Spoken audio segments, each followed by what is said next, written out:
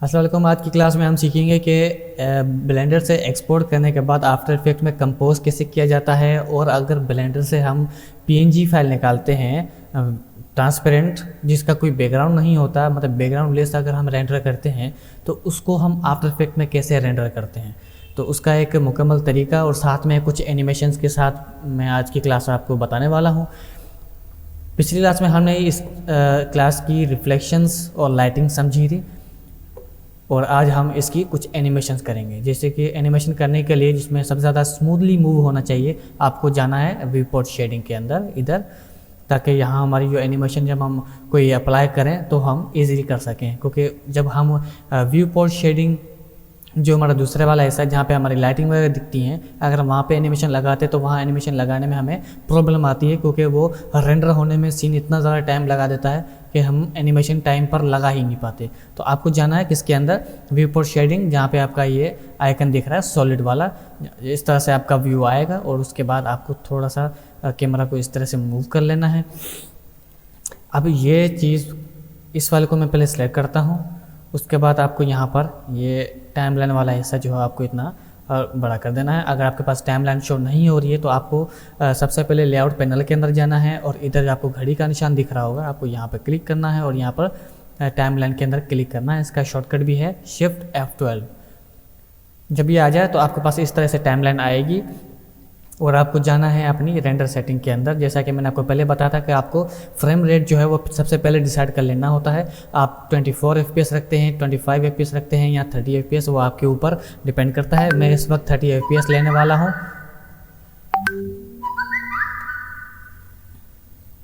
मैं इस वक्त 30 FPS लेने वाला हूँ। 30 FPS पे क्लिक करने के बाद यहाँ पर जो फ्रेम रेंज है वो जस्ट मैं 50 लूँगा। तो यहाँ पर मेरा देखो एरिया जो है वो डिफाइन हो चुका है। जो ग्रे एरिया है वही मेरा एनिमेशन का एरिया, जो ब्लैक वाला एरिया है वो मेरा एनिमेशन का एरिया नहीं है। तो इसको मैं अपनी जगह पर ही रखता हूँ, ठीक है। और इस तरीके से इसको जूम कर लेते हैं ताकि हमें थोड़ा सा आसानी हो जाए एनिमेशन लगाने की, ठीक है। और ये जो आप यहाँ पे जो हिस्सा देख रहे होते हैं, ये इस पॉइंटर को मूव करने के लिए होता है अगर हम आगे पीछे इसको करना चाहें। और ये हमारा स्टार्ट टाइमिंग एनिमेशन की, और ये हमारी एंड टाइमिंग एनिमेशन की, ठीक है। तो अभी मैं इस ऑब्जेक्ट को क्लिक करता हूँ और जाता हूँ 1 के अंदर, और मैं इसको कह रहा हूँ कि इसकी जो पोजीशन है वो लॉक कर दे इस तरीके से। ये मैंने यहाँ पर की फ्रेम ऐड कर दिया, आपको यहाँ पर येलो कलर का दिख रहा होगा, ठीक है। और अगर आप यहाँ पर इस एरो को या इस कंधे को अगर आप आगे लेके आए हैं तो इसकी मदद से आप अपने जंप कर सकते हैं की फ्रेम के अंदर ऐसे। और अगर आपने आगे कोई की फ्रेम लगाया, जैसे कि अगर मैं ऐसे की फ्रेम लगाता हूँ तो यहाँ पर कोई ऐसा की फ्रेम लग गया है, तो ऐसे मैं यहाँ से और इस तरीके से मैं जंप कर सकता हूँ, ठीक है। तो यहाँ पे जो की फ्रेम मैंने लगाया उसको तो मैं हटा दूँ, ठीक है। और मैं चाहता हूँ कि अब 10वें फ्रेम तक ये जो है मेरा ऑब्जेक्ट ये ऊपर की तरफ उठे। कितना ऊपर उठे, मैं यहाँ से Z एक्सिस में इसको ऊपर की तरफ भेज रहा हूँ ऐसे। बाकी भी आप लॉक कर दें। आप देख सकते हैं कि अगर मैं इस काउंटर को थोड़ा सा ऐसे करूँ तो ये मुझे इसकी एनिमेशन प्रॉपर तरीके से दिख रही है। और यहाँ पर इस ऑब्जेक्ट की जो एनिमेशन है सेम जगह पर जहाँ ये ऊपर जा रहा है उसी सेम पोजीशन पर आप देख सकते हैं 10 पे, जहाँ मैं इस ऑब्जेक्ट को ऊपर लेके आया हूँ, इस ऑब्जेक्ट की एनिमेशन वहीं से स्टार्ट ले रहा हूँ।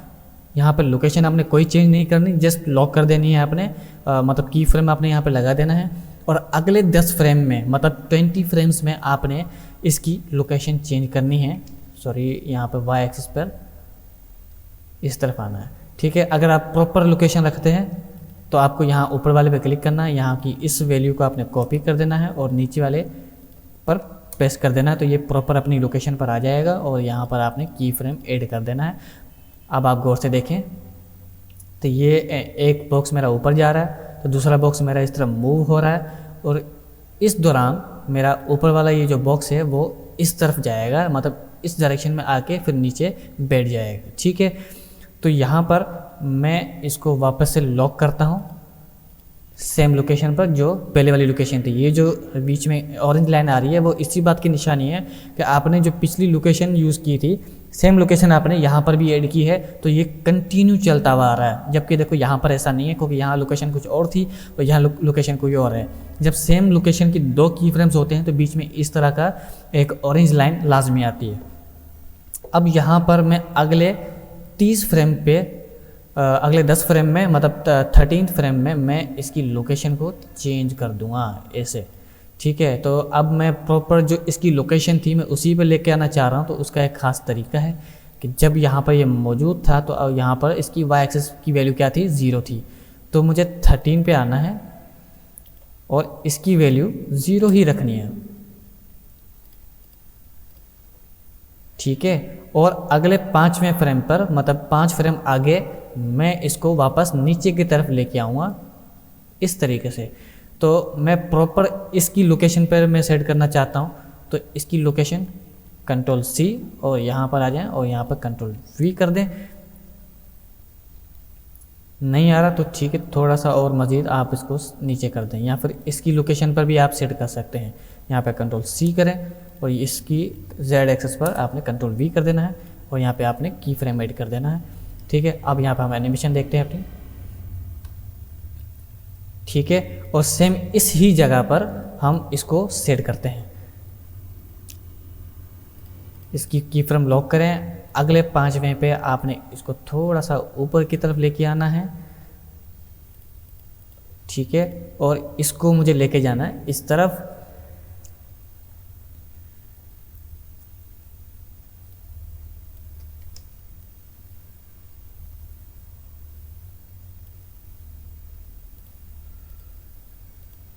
और सेम यही चीज़ मुझे इसके साथ भी करनी है। ये सेंटर में वापस लेके आ जाऊंगा और इसकी लोकेशन भी मैं यहाँ पर सेव कर दूंगा।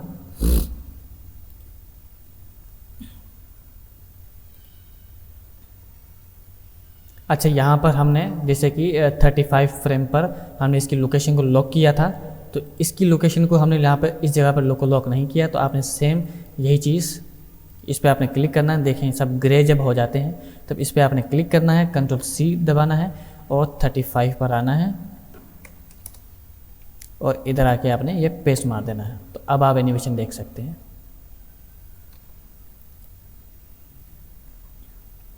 और इसी दौरान इसको मुझे दूसरी तरफ लेके जाना है, ठीक है। तो ये भी मैं 5 फ्रेम पे मैं सेट करके लेके जाऊंगा इस तरीके से और इसको वापस 0.61 पे लेके आऊँगा। और था कुछ ज़्यादा ही नीचे की तरफ आ गया है। इसको मैं यहाँ से copy and then hit paste करता हूँ और यहाँ पे लॉक कर देता हूँ, ठीक है। ये मेरी एनिमेशन इस तरीके से रेडी हो गई है, ठीक है। अगर ये एनिमेशन अगर बहुत ज़्यादा तेज़ चल रही है आपके पास तो आप इसको स्लो भी कर सकते हैं, यहाँ से फ्रेम रेट चेंज करके। जैसे कि अगर देखें तो अब ये कुछ स्लो चल रही है, ठीक है। फिर लास्ट वाली एनिमेशन हमारी बिल्कुल प्रॉपर तरीके से नहीं बनी है, तो इसको हम सेट कर लेते हैं। इसको मैं 50 पे सेट करता हूँ और यहाँ पर इसको मैं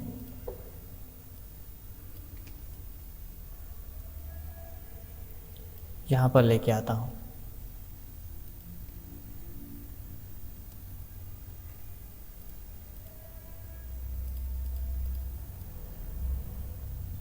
इस तरीके से, ठीक है। तो चलो जी, हमारी एनिमेशन अब मुकम्मल तौर पर रेडी हो चुकी है। ये लास्ट वाली अगर आप एनिमेशन देखते हैं कि ऐसे, ठीक है।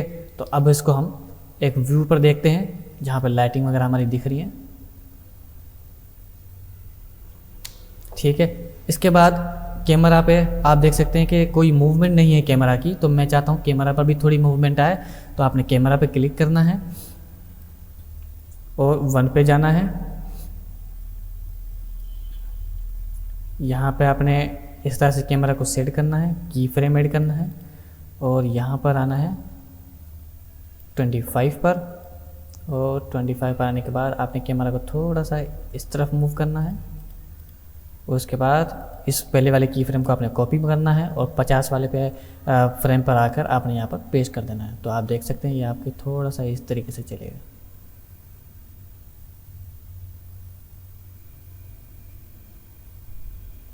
ठीक है, अगर आप चाहते हैं कि ये बहुत ज़्यादा तेज़ चल रहा है तो ठीक है, इसको आप इस तरीके से स्लो कर दें।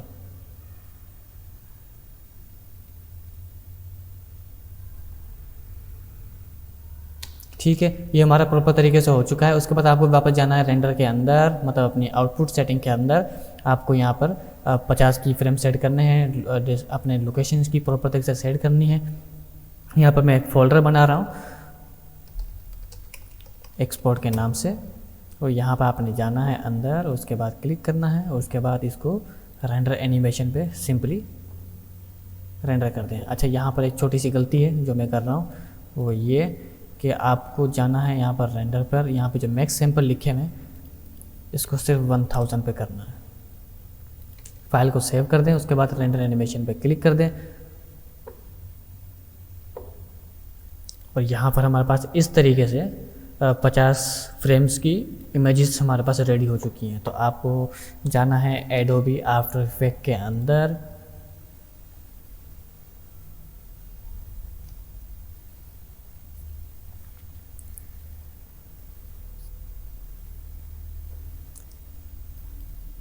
जब एडोबी आफ्टर इफेक्ट आपका ओपन हो जाएगा तो आपको यहाँ पर न्यू कंपोजिशन पे क्लिक करना है।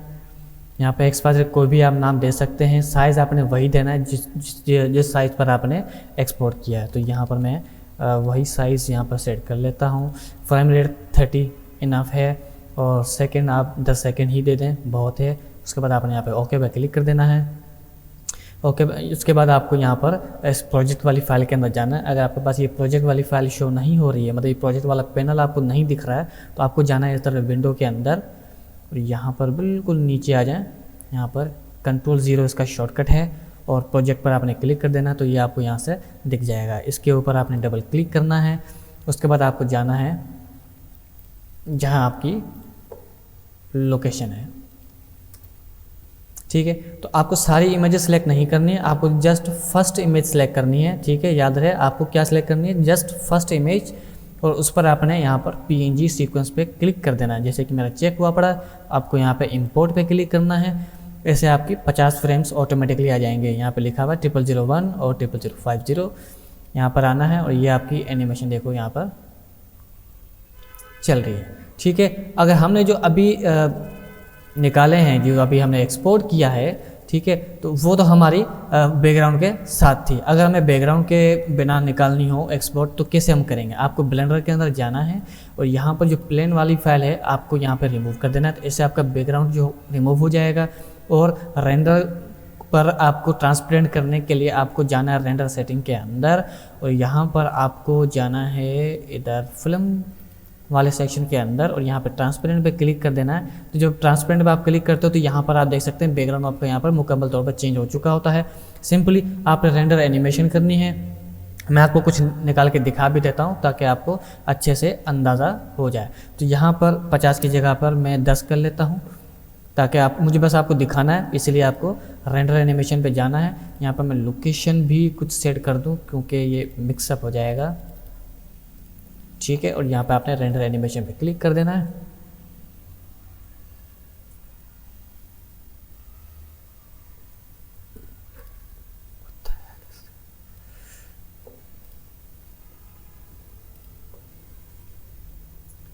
ठीक है, और जब आप यहाँ पे ट्रांसपेरेंट पे क्लिक कर दें और लोकेशन भी आप सेट कर दें, तो यहाँ पर आपको कुछ चीज़ें मैं लाजमी बता चलूँ कि जो आपने चीज़ें यहाँ पर रेंडर करने के लिए बैकग्राउंड पर रखी है ना, जैसे कि ये बैकग्राउंड दिया हुआ है, तो आपको सिंपली यहाँ पर ये रिमूव कर देना है। बैकग्राउंड वाला कोई भी चीज़ आपकी यहाँ पर नहीं होनी चाहिए।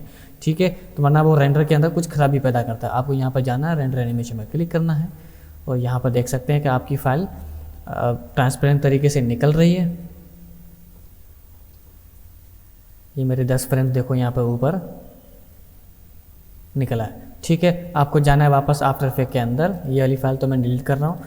आपको जाना है डबल क्लिक करके, और यहाँ पर फर्स्ट वाली इमेज सेलेक्ट करता हूँ, और सारे फ्रेम ऑटोमेटिक सेलेक्ट हो जाएंगे। यहाँ पर आप ड्रैग एंड ड्रॉप करें अपनी टाइमलाइन के अंदर। यहाँ से जूम करें, ये वाले पोर्शन यहाँ से आप जूम कर लें, और ये जो पोर्शन आ रहा है ये आपका एनिमेशन वाला हिस्सा है। 10वें सेकंड पे आपने कीबोर्ड से प्रेस करना है N, ठीक है, M नहीं, आपने N प्रेस करना है जो B के साथ में है, और यहाँ पे इस कांटे को इधर लेके जाएं तो ये आपकी एनिमेशन चल रही है, ठीक है।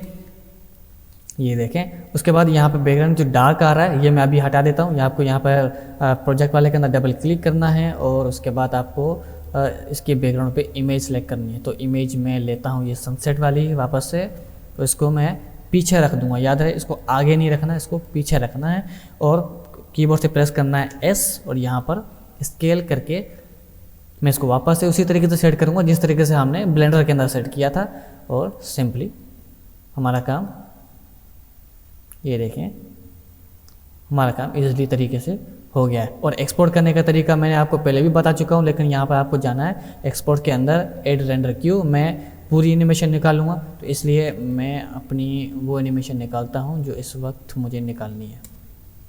जैसे कि ये, इसके ऊपर मैं क्लिक करता हूँ, ठीक है, और ये मेरी कंप्लीट एनिमेशन है जो मुझे इस वक्त निकालनी है।